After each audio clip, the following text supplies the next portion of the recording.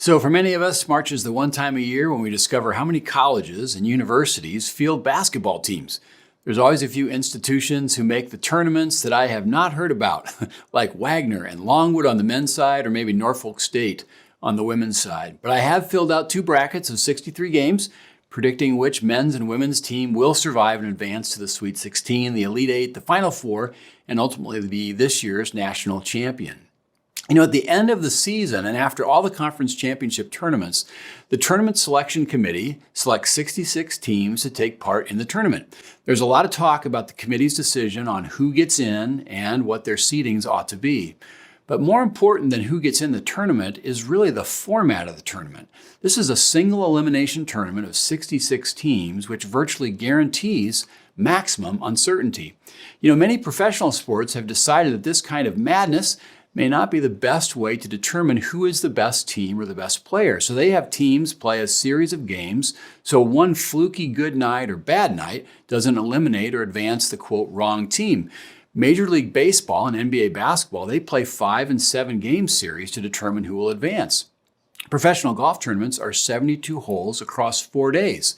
But in the NCAA tournaments, uncertainty and underdogs pulling off the impossible upset of a top-ranked team, well, that's a feature, not a bug. The level of unpredictability is hard to grasp when we think about it. The closest to a perfect bracket in the history of NCAA brackets was submitted in 2019 when Greg Nigel was perfect through 49 games. Again this year, Warren Buffett will pay an employee $1 million per year for life if they pick all 48 first and second round games correctly. The NCAA publishes some fun facts about why there has never been a perfect bracket submitted. First, there are 9.2 quintillion, that's with a Q, possible permutations of how the tournament could go.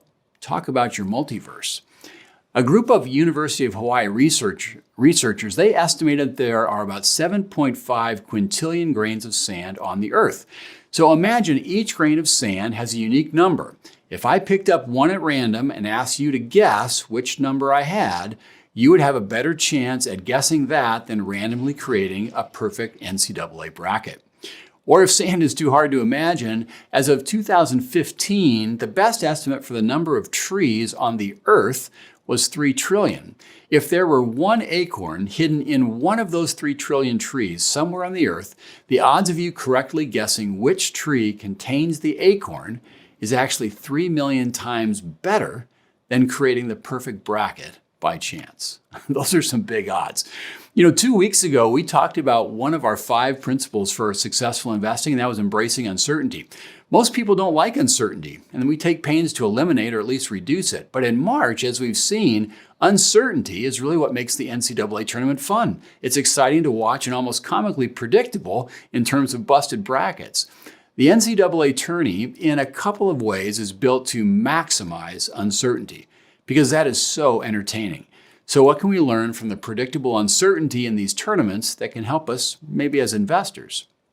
Well, I think there are 3 observations that can keep us enjoying the entertaining uncertainty of the NCAA tournaments while avoiding the anxious uncertainty that can come from stock market unpredictability. Now, the first 2 have to do with our expectations. First, as we've seen, there is just no statistical likelihood of a perfect bracket, a perfect set of predictions. Well, the same is true for stock market predictions. If we think someone will perfectly predict the future, we will be continuously disappointed. That's not entertained. The second is like it. Upsets in the tournament and negative years in stock markets, they're both to be expected, though we can't predict exactly which year they will happen.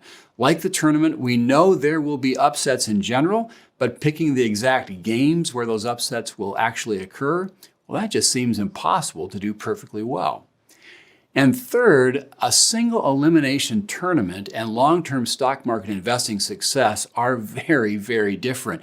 We need to make our investment approach into as much of a multi-game series as possible to raise the probability of our success. Think of it like this. While any single game upset may seem improbable, the likelihood of there being upsets in each round of the NCAA tournament is almost a statistical certainty. Given the single elimination style of tournament, if we think on average that the higher seed has a 75% chance of winning on average, In round one's 32 games, the probability of 7 lower seeds winning, pulling off the upset, that's over 50%.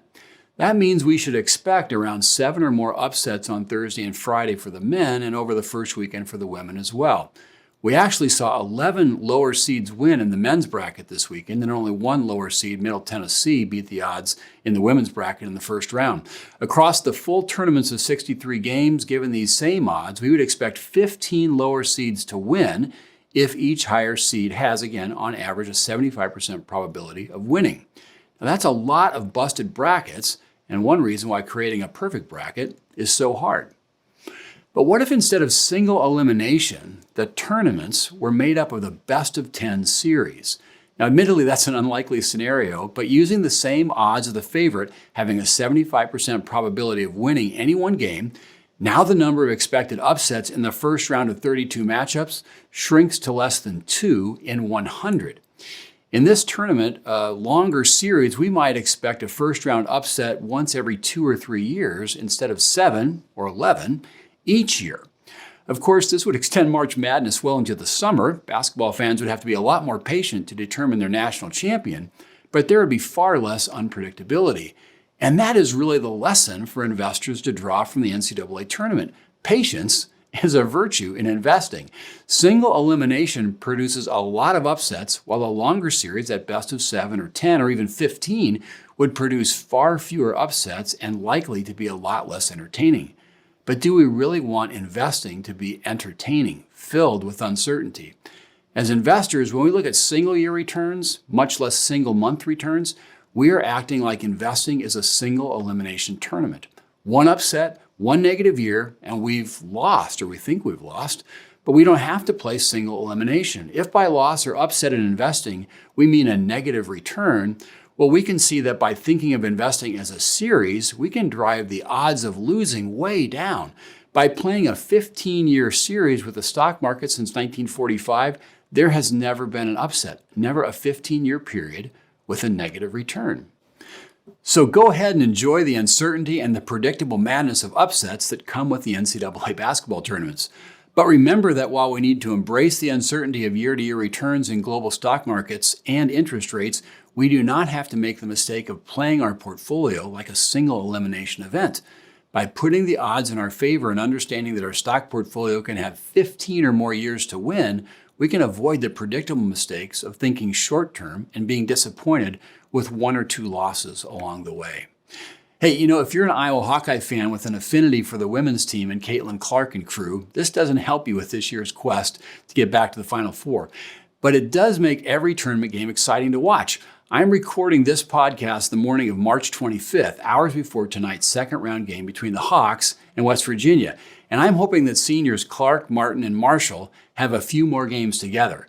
As they say, go Hawks, and go Cyclones too.